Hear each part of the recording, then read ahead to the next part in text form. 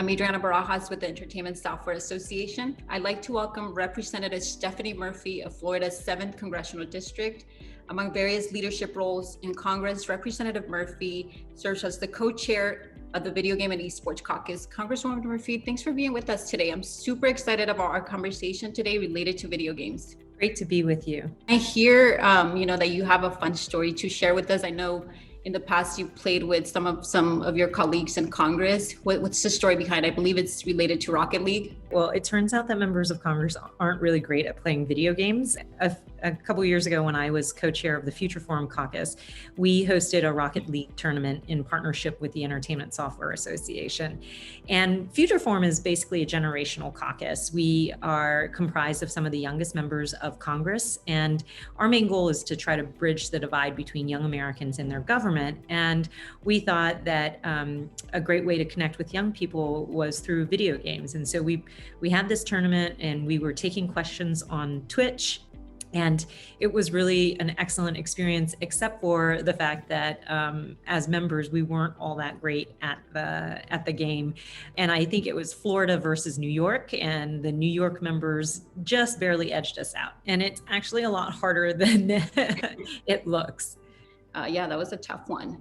And then the next question, that I wanted to talk about is there are many positive benefits of playing video games. How can these positively affect kids and adults alike? I see it in my son. He is playing games where he has to work in teams with his friends. And I think it's a great way for him to learn teamwork skills as well as hand-eye coordination in some ways. And, video games have a number, and esports have a number of benefits that can positively affect players of all ages, really. And, with my kids, I can see them learning how to spell. They are getting introduced to a technology like a virtual reality simulations. And those have multiple applications in other industries as well.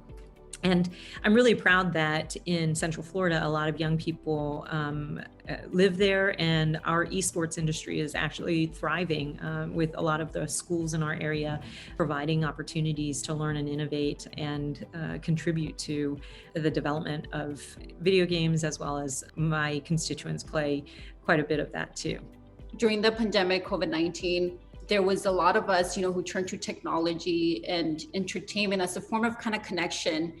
Throughout the pandemic, people in Florida and across the country spent a lot more time indoors and physically isolated from others. And, it was a difficult time for a number of reasons, but I think a lot of people looked to video games and the online gaming community for a source of entertainment and distraction and social interaction. I know in my household, when my children were doing online school and couldn't engage with their classmates and their friends in person, they would play games with them online, and it allowed them to continue to have the social element of having fun with your friends and your classmates in the midst of a pandemic, and in the midst of also not having school or extracurricular activities. So I think, though that as things continue to reopen and our world is returning to normal, that's a great thing, and they'll probably still engage in gaming.